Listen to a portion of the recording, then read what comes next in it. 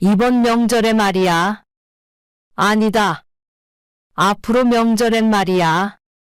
네, 내려오지 말어라. 네? 앞으로는 명절에 내려오지 말어. 갑자기 왜요? 너희들 왔다 갔다 하기도 힘들고, 나도 너희들 오면 밥 차리고 치우고 하는 것도 이제는 힘에 부친다. 아, 힘드셨어요. 노인네가 그럼 안 힘들겠니? 그렇다고 아예 오지 말라고 그러세요. 그냥 밥은 사 먹어도 되고. 아니야. 차 막혀서 도로에 7시간, 8시간 있어야 하는 거 뭐하러 오냐? 나도 내 할 일 하고 너희도 여행을 가던지 아니면 처가에 가던지 해. 아니, 갑자기 그러시니까. 아님 가끔 내가 올라가던지 할게. 너희 안 바쁠 때 한 번 와도 좋고. 그게 아니면 가끔 전화나 한 통씩 해라. 그래도 명절인데. 명절이 뭐 별거냐? 오늘 이야기 속 주인공은 70세 김덕선 씨입니다. 그리고 그녀의 자식들에 관한 이야기입니다. 김 씨의 집은 명절에도 조용합니다. 남편이 세상을 떠나고 자식들마저 찾아오지 않기에 명절이라도 평소와 다를 바 없는 하루를 보냅니다. 하지만 자식들이 천하의 불효자라 그런 것도 아니었고 형제들끼리 다툰 것도 아니었습니다. 김 씨 본인의 선택이었습니다. 김 씨는 명절이 모두를 불행하게 만든다고 생각했습니다. 여러 해 겪어보니 그것이 결코 과장된 생각이 아님을 확신했죠. 자식 며느리는 먼 길 내려와 불편하게 있다 가는 게 싫었고 부모는 그런 자식들 기다리며 청소하고 밥상 준비하고 나중에는 끝내 알아 눕기까지 했습니다. 그리고 그런 문제보다도 심각한 것이 자식 떠난 빈자리를 바라보며 느껴지는 공허함이었습니다. 북적대던 자식들이 돌아가면 세상에 혼자 남겨진 것만 같은 기분이 들었습니다. 매번 명절 때만 되면 그러한 허무함을 느껴야만 했죠. 그렇다면 모두가 괴로운 명절을 왜 꼭 지내야 할까 생각하게 되었습니다. 그런 생각은 김 씨가 젊었을 적 며느리일 때도 늘 해왔었지만 지금처럼 강하게 느낀 적이 없었던 것 같았습니다. 그래서 김 씨는 내내 해오던 고민을 행동으로 옮겼죠. 김 씨는 아들이 둘 있었습니다. 모두 서울에 살고 있고 김 씨는 서울과 3시간쯤 떨어진 지방에서 살고 있었습니다. 자식들의 고향이었죠. 그리고 남편은 자식들이 결혼하고 얼마 안 돼서 세상을 떴습니다. 남편이 떠난 뒤에도 김 씨는 살던 곳에서 계속해서 홀로 살고 있었습니다. 선영이가 너무 힘들어해요. 회사에 있는데 자꾸 어린이집에서 전화가 오니까. 안사도는 바쁘시대니.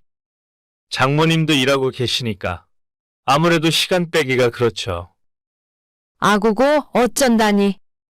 그래서 어머니가 올라오시는 게 어떠세요? 애가 좀 클 때까지만이라도요. 너희 집에서 지내라고. 어머니도 혼자서 적적하시잖아요.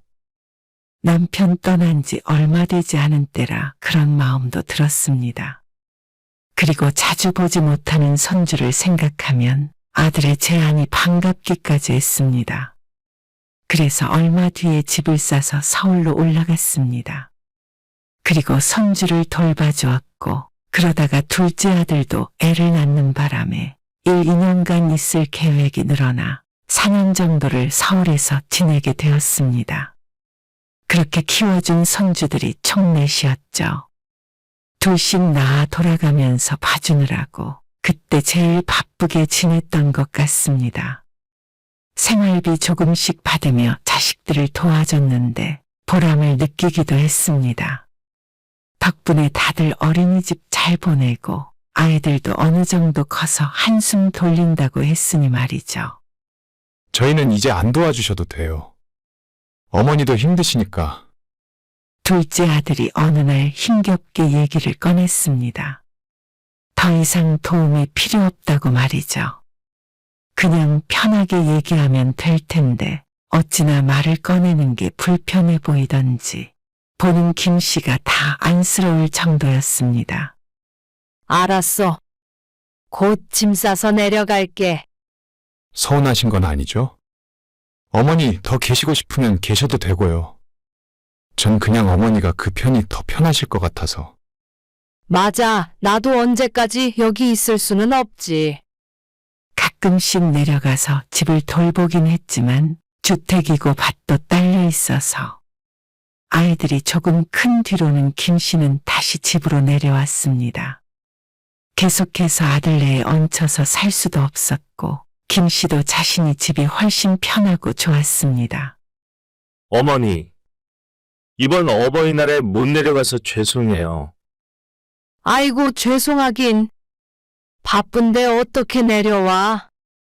그것도 평일에. 명절에 애들이랑 내려갈게요. 그래, 그때 보자. 어버이날 이런 건 신경 쓰지 말고. 다시 시골로 내려오니 적막한 집이 김 씨를 반겼습니다. 자식들이 북적북적대던 곳에 살다가 몇 년 만에 혼자 있게 되었기에 어색하기도 했고 벌써부터 자식들이 보고 싶기도 했습니다. 그나마 동네 친구들이 있어서 외롭진 않았으나 아들네 전화를 늘 기다렸죠. 멀리 살기에 보고 싶다고 수시로 볼 수 있는 건 아니었지만 명절 같은 때 가끔 보면 좋았습니다. 내 자식들인데 안 좋을까요? 그리고 명절이 다가오자 김 씨는 무척 바빠졌습니다. 연휴가 시작되기도 훨씬 전부터 집안 곳곳을 청소하기 시작했습니다.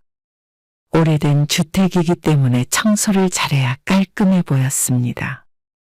그렇지 않으면 혹시라도 며느리들이 흉볼까 싶어서 거진 일주일 내내 청소만 한 듯 했습니다. 마당에서 뭐해? 집 앞을 지나가던 이웃이 담장 위로 고개를 빼꼼히 내밀고 물었습니다. 불이 많이 나서 뽑고 있었지. 아이고, 자식들 온다고 떼 빼고 광내고 있네. 마당이 멀끔해. 한쪽에 쌓여있던 쓰레기들도 태워버리고 시멘트 마당은 물청소까지 해서 이웃의 말처럼 깔끔해 보였습니다. 그런데 동네 풍경이 다 비슷했습니다. 김 씨에게 말을 건 이웃도 집안 이불 빨래를 싹 했다며 허리를 두드리고 지나갔습니다. 그리고 김 씨의 마당 한켠에는 이불들이 잔뜩 널어져 있었죠. 명절만 되면 조용하던 마을에 활기가 도는 듯 했습니다. 아마 부모 마음이 다 같기 때문인 듯 했습니다. 그리고 명절 연휴가 되자 일찌감치 눈이 떠졌습니다. 5시에 일어나서 씻고 주변 정리를 한 뒤에 집을 나섰습니다. 이것저것 사야 할 것이 많아서 읍내에 다녀와야 했습니다. 바퀴 달린 장바구니를 들고 가서 한참 뒤에 자식들 먹일 음식을 한가득 실어 돌아왔죠. 두 아들 내외와 손주 넷이 오기 때문에 만만치 않은 양의 음식이 필요했습니다. 당장 저녁에 도착할 자식들을 생각하자 김 씨의 마음이 급해졌습니다. 차례는 지내지 않아도 오늘 저녁과 다음날 아침까지 먹을 밥을 차려야 했죠. 잠깐만, 이제 전을 부치고 잡채도 하고. 아이고, 정신이 없네. 며느리가 둘이지만 일하며 애 키우느라 고생하는 며느리들에게 명절에까지 일을 시킬 수는 없었습니다. 그래서 자식들 오기 전에 모든 걸 준비해 놓을 생각이었습니다. 남편이 떠나고 난 뒤부터는 차례는 지내지 않았지만 그래도 바쁜 이유가 있었죠. 김 씨는 종일 총총거리며 왔다 갔다 했습니다. 아이고, 손모가. 칼질을 하는데 손목에 시큰시큰한 통증이 느껴졌습니다. 원래도 좋지 않았던 손목이 손주들 키우며 더욱 악화되었습니다. 종일 칼질을 하고 냄비를 들고 했더니 보호대를 찾아 껴야 했습니다. 저희 왔어요. 잘 지내셨어요? 늦은 오후가 되자 자식들이 도착했습니다. 일찍 출발했는데도 차가 많이 막혔다며 피곤한 기색을 보였습니다. 김 씨는 자식들의 얼굴을 보자 피곤함을 잊었습니다. 두 아들네가 연이어 도착하자 썰렁했던 집이 북적거렸습니다. 아이들은 뛰어다녔고 누구는 서 있고 누구는 앉아 있고고 정신이 산만했습니다. 나가서 바람 좀 쐬고 와야겠다. 종일 운전했더니 뻐근하네. 아이들도 아들네를 따라 나갔습니다. 순식간에 집이 다시 조용해졌습니다. 김 씨는 그 가운데 조용히 저녁밥 준비를 했습니다.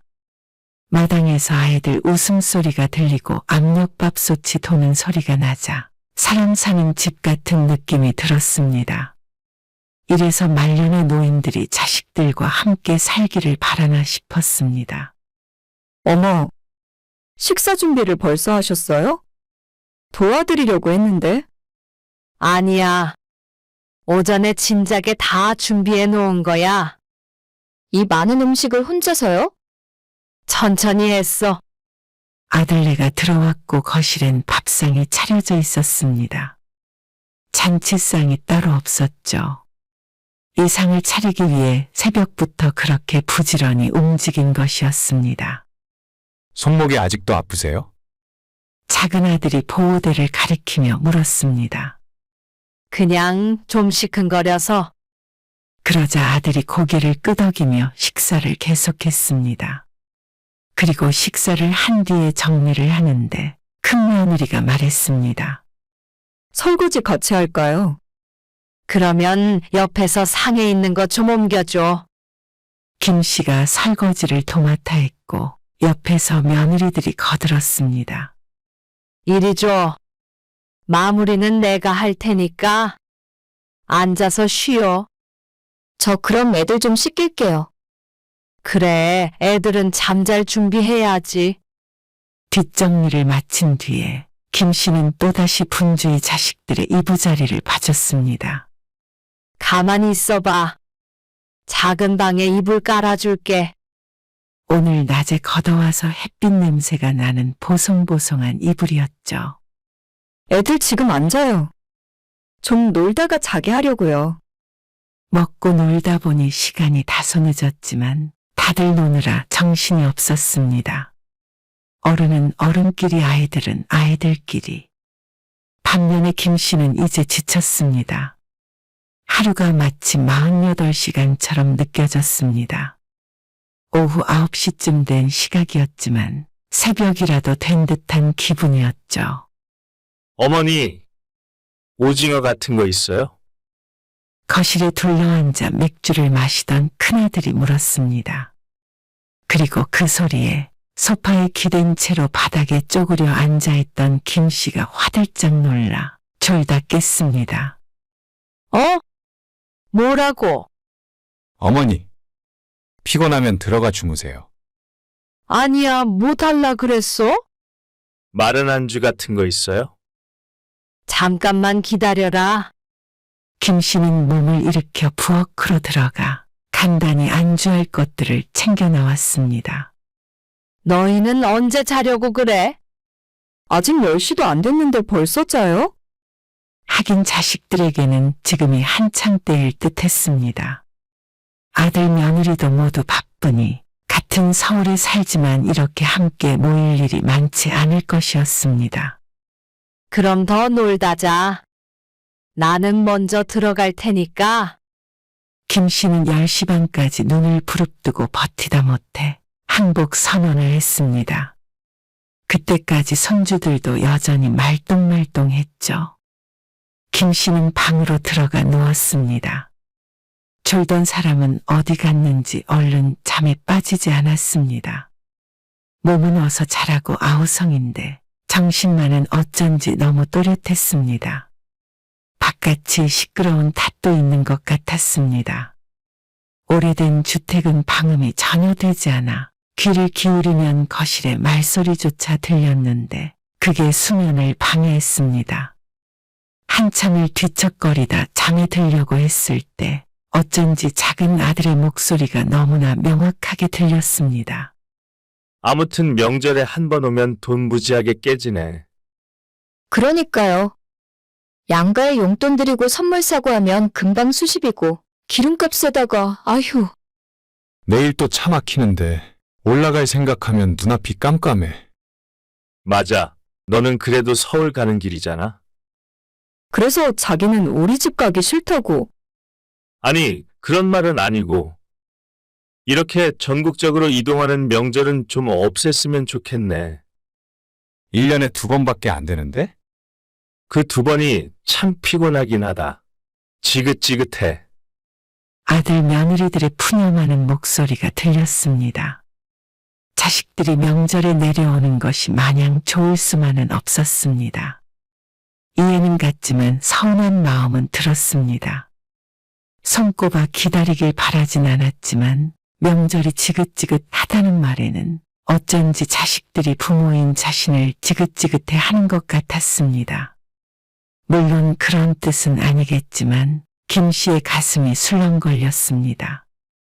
괜히 하나 있는 부모 때문에 자식들이 먼 길을 오게 만든 것 같았죠. 이번에는 시끄러워서가 아니라 생각이 많아져서 잠이 오지 않았습니다. 그래서 자식들이 새벽 늦게 잠들고 나서야 겨우 김 씨도 생각을 멈출 수가 있었습니다. 그리고 김 씨는 6시에 눈을 떴습니다. 다들 꿈나라였는데 아들네가 9시에 일찍 출발해야 한다고 해서 이르게 아침 식사를 준비할 생각이었습니다. 늦게 잠든 손주들이 깰까봐 살금살금 걸었습니다. 냄비 소리도 들리지 않게 조심하느라 떡국을 끓이는데도 한참 걸렸죠.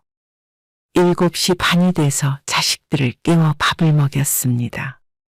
얼른 가봐야 된다면서. 차 막히니까 어여가. 아직 9시가 되지 않은 시각이었지만 어쩐지 마음이 급해졌습니다. 잠시만요. 그래도 세배는 해야죠. 아이고, 맞네. 세배도 얼른 해. 차가 막혀서 불만이라는 소리를 들으니 서두르지 않을 수 없었습니다. 번갯불에 콩 볶아 먹던 세배를 끝내고 지난 저녁에 자식들에게 받았던 용돈에 좀 더 얹어서 손주들에게 나눠줬습니다. 왜 이렇게 많이 주냐고 사양을 했지만 그래야 김 씨의 마음이 편할 것 같았습니다. 이제 어서 가봐. 이거 혼자 다 치우시게요? 천천히 치우면 돼. 어차피 너희 가면 할 일도 없어. 며느리들이 머뭇거리며 서로 눈치를 보았습니다. 김 씨가 재촉하자 아들들이 나서서 짐을 챙겼습니다. 진짜 괜찮으시겠어요? 아, 괜찮대도. 설거지만 하면 되는데 때로 할 거 뭐 있어. 그럼 어머님, 저희 가볼게요. 지금 찍어보니까 벌써 차 막히는 것 같아요. 김 씨가 대문 밖까지 나가서 두 차가 출발하는 것을 지켜보았습니다. 그리고 차의 뒷공무니가 시야에 걸리지 않을 때까지 손을 흔들었죠. 잠시간 바깥에 서 있던 김 씨가 뒤를 돌아 대문을 닫았습니다. 찰커덩 울리는 소리가 유난히도 큰 것 같았습니다. 자식들이 떠난 자리는 고요했지만 무척 어수선했습니다. 딸이라도 한 명 있었으면 또 누군가 오겠지만 김 씨의 집은 이것으로 명절이 끝이 났습니다.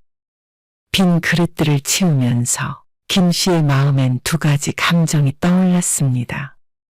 갑자기 썰렁해지니 쓸쓸한 것 같기도 하고 다들 갔으니까 이제 좀 쉬겠구나 싶기도 했습니다. 밥상을 전부 치우고 청소도 대충 마치자 벌써 점심시간이 되었습니다. 점심을 차릴 기운은커녕 손 하나 까딱할 힘도 없었습니다. 김 씨는 오후 내내 누워 있었습니다. 안 그래도 좋지 않은 허리와 관절 같은 데가 비명을 지르듯이 삐그덕거렸습니다. 아고고! 곡소리가 절로 나왔죠. 특히나 잠깐 일어나려고 바닥을 짚자 정말로 입에서 비명이 튀어나왔습니다. 물에 젖은 보대를 벗어냈더니 손목이 아팠습니다. 이튿날까지도 칼질 한 번도 할 수가 없자 연휴가 끝나고 병원에 가야 했습니다. 아이고, 명절에 무리 많이 하셨나 보네요. 손목 상태가 좋지 않다며 의사가 혀를 찼습니다. 이게 손목 터널 증후군이라고 하거든요. 명절 지나고 병원에 많이들 오시는데 환자분은 원래 안 좋아서 보호대 잘 차고 생활하세요. 그게 아니면 수술도 한번 고려해 보시면 좋을 것 같네요. 수술이라는 말에 지레 겁을 먹었습니다. 우선은 물리치료를 받고 약만 받고 왔지만 통증은 여전했습니다. 몸에 무리가 왔는지 몸살까지 겹쳐서 며칠 동안 아주 혼이 났습니다. 그래도 물리치료를 받고 병원에 다니면서 몸은 많이 나아졌습니다. 손목도 수술까진 생각하지 않을 정도로 호전이 되었죠. 하지만 이제는 다른 게 문제였습니다.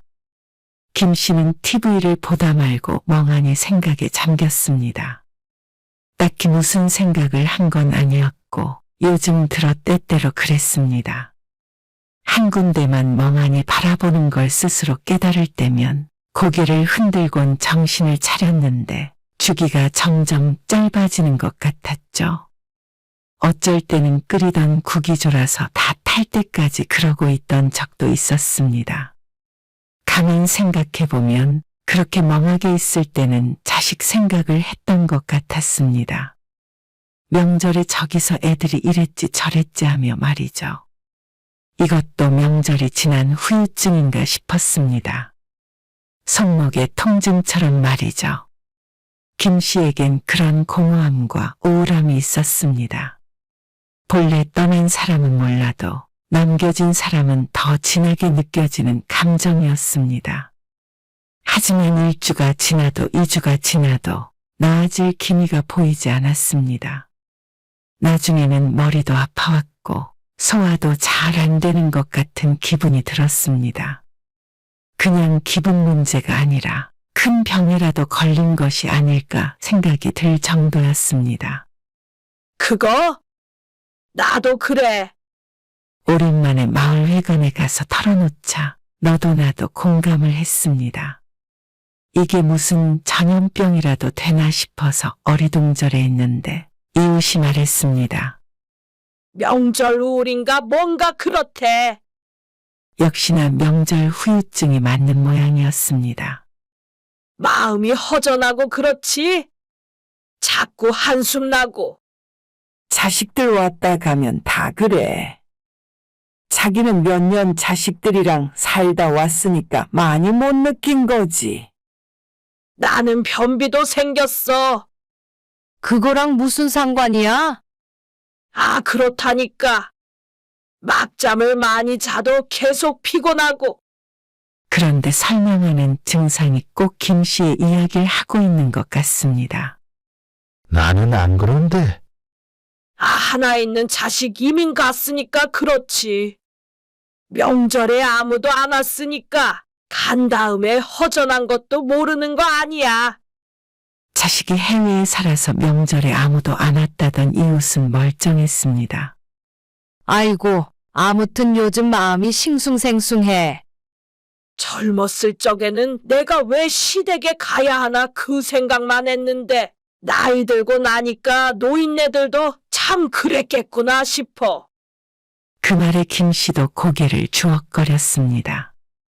무슨 말인지 알 것 같았습니다. 나는 어쩔 땐 자식들 안 왔으면 한다니까.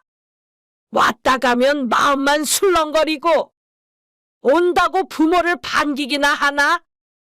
마지 못해 온 거 눈에 뻔히 보여. 며느리는 죽상을 하고 있고 그럴 거면 왜 오는지 모르겠네. 그리고 꼭 지들끼리 싸워요. 아이고. 우리 며느리는 저번에 명절만 다가오면 가슴이 콩닥거리고 답답하다 그러던데. 입맛도 없고 오기 전부터 우울하다고. 그렇게 자기가 말해? 전해 들었지. 그러면서 한참을 며느리에 대한 얘기로 이야기꽃을 피웠습니다. 그런데 다음 명절이 다가오는데 이웃집 며느리와 같은 증상이 김 씨에게도 나타났습니다. 명절이 되기도 전에 가슴이 답답하고 울적했습니다. 자식들이 온다고 그러면 반갑기부터 해야 하는데 꼭 그렇지가 않았습니다. 자식들이 밤에 나누었던 얘기들도 생각이 났고 내내 고생하다 알아 누웠던 것, 자식들 떠난 뒤 느낀 감정들, 그런 것들이 생각이 났습니다.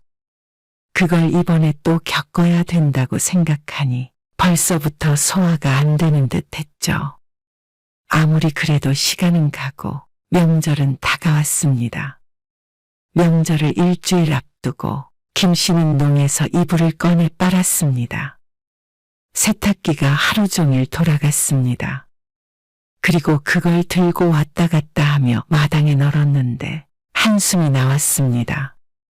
이번 명절에 하루 일찍 갈게요. 현성이네도 그렇게 하겠대요. 뭐? 그럼 이틀 밤을 자고 간다고? 네, 연휴가 길잖아요. 하루 자고 다시 올라오는 것도 피곤하니까요. 그래서 연휴가 시작되기 전날에 오겠다는 아들. 그때가 차가 덜 막히긴 할 것 같기도 하고요. 그래. 네, 그럼 그때 뵐게요. 김 씨는 어쩐지 크게 기뻐하질 못했습니다. 보통의 부모라면 자식이 하루라도 더 자고 가길 바라는 게 맞겠지만 김 씨도 김 씨의 마음을 잘 알지 못했습니다. 매우 복잡한 기분이라는 것만 알았죠. 한편으론 궁금하기도 했습니다. 그렇게 명절이 지긋지긋하다는 자식들이 진정으로 이틀이나 김 씨의 집에서 묵는 걸 원하는 것인지 아니면 정말 차가 덜 막히는 게 좋아서 하루 더 있겠다는 것인지 몰랐습니다. 그것도 아니면 혼자 사는 노인네가 딱해서 그럴지도 몰랐죠. 하지만 김 씨도 마냥 달갑지만은 않은 게 사실이었습니다. 자식들이 장시간 운전을 해서 오고 가는 것은 무척 고되겠지만 그래도 내려와서 차려주는 밥 먹고 편히 쉬다가 떠나버리면 그만이었습니다. 그리고 그 후유증은 김 씨가 감당해야 했습니다. 모두가 불행한 명절. 그 말이 딱 맞는 듯 했습니다. 자식들은 내려오길 싫어하고 부모는 몸 상하고 우울해지고 과연 누구를 위한 명절인가 싶었습니다. 물론 김 씨가 일반적이지 않은 생각을 하고 있을 수도 있었습니다. 힘들어도 자식들이 오는 게 좋은 사람이 훨씬 많을 수도 있겠죠. 하지만 김 씨는 아니었습니다. 명절 증후군인지 우울증인지 그런 것을 다시 느끼는 것도 싫었고 자식들이 억지로 찾아오는 것도 싫었습니다. 차라리 명절에 혼자 있는 게 낫겠다 싶기도 했습니다. 아니, 1년에 몇 번 보지도 못하는 자식들. 그럼 아예 안 보고 살려고? 와서 손 하나 까딱 안 하려는 젊은 며느리는 늘 꼴 보기 싫고 명절이 끝나면 김 씨처럼 우울하다는 이웃은 그럼에도 불구하고 자식이 보고 싶다고 했습니다. 하지만 김 씨는 달리 생각했습니다. 오히려 명절이 아닌 때 다 같이 의무적으로 모이는 게 아니라 각자 보고 싶을 때 한 번씩 보는 게 좋을 것 같았습니다. 시끌벅적하게 있다가 쏙 가버리는 것보다는 그게 나았습니다. 그것도 아니라면 1년에 한두 번 김 씨가 서울로 올라가도 되고 말이죠. 나도 차라리 안 왔으면 좋긴 하겠어. 힘들어 죽겠어. 평소엔 전화도 한 통 안 하는 것들이 에휴, 전화나 좀 잘하지. 김 씨의 말에 공감하는 사람도 물론 있었죠. 김 씨는 다음 날 아들에게 다시 전화를 걸었습니다. 이제는 결심이 섰습니다. 이번 명절에 말이야. 아니다. 앞으로 명절엔 말이야. 네, 내려오지 말어라. 네? 아들이 잘못 들었다는 듯이 한 박자 늦게 되물었습니다. 앞으로는 명절에 내려오지 말어. 갑자기 왜요? 아들이 얼이 빠진 것 같았습니다. 너희들 왔다 갔다 하기도 힘들고, 나도 너희들 오면 밥 차리고 치우고 하는 것도 이제는 힘에 부친다. 아, 힘드셨어요? 마치 몰랐다는 듯한 대답이었습니다. 노인네한테는 힘든 일이지. 그렇다고 아예 오지 말라고 그러세요. 그냥 밥은 사 먹어도 되고. 아니야. 차 막혀서 도로에 7시간, 8시간 있어야 하는 거 뭐하러 오냐? 나도 내 할 일하고 너희도 여행을 가던지 아니면 처가에 가던지 해. 아, 갑자기 그러시니까. 아들은 어떻게 반응해야 할지 모르는 듯 망설였습니다. 김 씨의 말이 기쁜 건지 싫은 건지 몰랐습니다. 가끔 내가 올라가던지 할게. 너희 안 바쁠 때 한번 와도 좋고. 그게 아니면 전화나 한 통씩 해줘라. 명절에 왔다가 평소엔 전화도 잘 안 하는 것보다는 김 씨도 그게 좋았습니다. 그래도 명절인데. 명절이 뭐 별거냐? 아, 네, 뭐, 알겠어요. 그러면 이번부터요? 그래. 나도 청소하려다가 도저히 힘들어서 더는 못하겠어서 전화 걸었다. 네, 알겠어요. 애엄마한테도 그렇게 전할게요. 그래. 김 씨는 전화를 끊고 나서 작은 아들에게도 전화를 걸었습니다. 아들이 받질 않자 며느리에게 했죠. 작은 며느리는 김 씨의 말을 듣자마자 기쁜 기색을 숨기지 못했습니다. 진짜냐고 거듭 물으며 아쉬운 듯 했지만 목소리는 한껏 들뜬 상태였습니다. 어머님 생각이 정 그러시다면 저희는 따를게요. 그리고 전화가 끊어지기 직전에 기분 좋은 목소리로 며느리가 아들의 이름을 부르는 목소리가 들렸습니다. 어쩐지 한숨 같은 웃음이 튀어나왔습니다. 진작에 이랬으면 모두가 행복했나 싶었습니다. 역시나 이번에도 양가적인 감정이 들었습니다. 공허함과 서운함, 후련함 같은 그런 감정들 말이죠. 그리고 스스로 잘했다는 생각도 있었고, 자식은 역시나 명절에 내려오는 걸 좋아하지 않는구나 하는 깨달음도 있었습니다. 아들네는 며칠 뒤 명절에 오지 않았습니다. 작은 아들과 통화를 한 바에 의하면 급하게 놀러 갈 때를 찾고 있느라 정신이 없다고 했죠. 김 씨는 명절에 편하게 누워 요즘 새로 시작한 드라마를 내리 5편을 보았습니다. 그러다 밥때가 되면 밥을 먹고 말이죠. 그러다 문득 쓸쓸한 마음이 들어 마을회관에 가자 5-6명이 모여 있었습니다. 다들 자식이 이번 명절에 오지 않았다고 했죠. 명절이면 모두가 다 자식들을 만나는 줄 알았지만 그렇지 않은 사람들이 많았습니다. 일로 와서 화투 한 판 해. 자식들 없이도 참 재미나게도 논다 싶었습니다. 출출한데 뭐 좀 먹고 지지?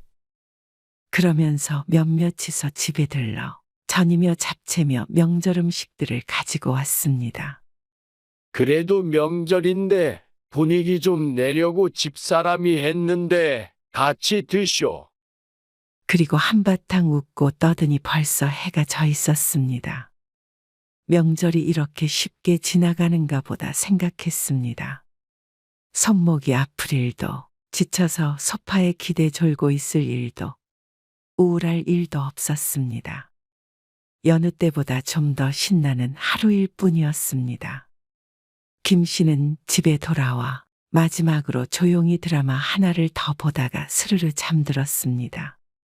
그리고 다음 명절에도 자식들은 오지 않았습니다. 그 사이에 큰아들만 잠시 왔다 갔는데 그때 아들과 밥 한 끼 같이 먹었습니다. 그때가 오히려 명절보다 좋았습니다. 다음에는 손주들도 데리고 한번 들르겠다고 하고 아들은 떠났고 작은 아들도 명절에 오는 대신 그전보다 자주 전화를 했습니다. 아무래도 이렇게라도 해야 마음이 편한 것 같았습니다.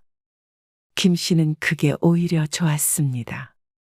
혼자 남은 부모 명절에도 안 찾아오냐 누군가는 욕할 수도 있겠지만 이게 김 씨도 자식들도 행복한 거라고 생각하면 명절 같은 건 별것도 아니었습니다. 아니, 오히려 김 씨는 더 이상 자식이 중심인 삶이 아닌 내가 중심인 삶에 대해서 생각하는 계기가 된 것 같았습니다. 이제 70이지만 남은 인생은 그렇게 살아가기로 했죠.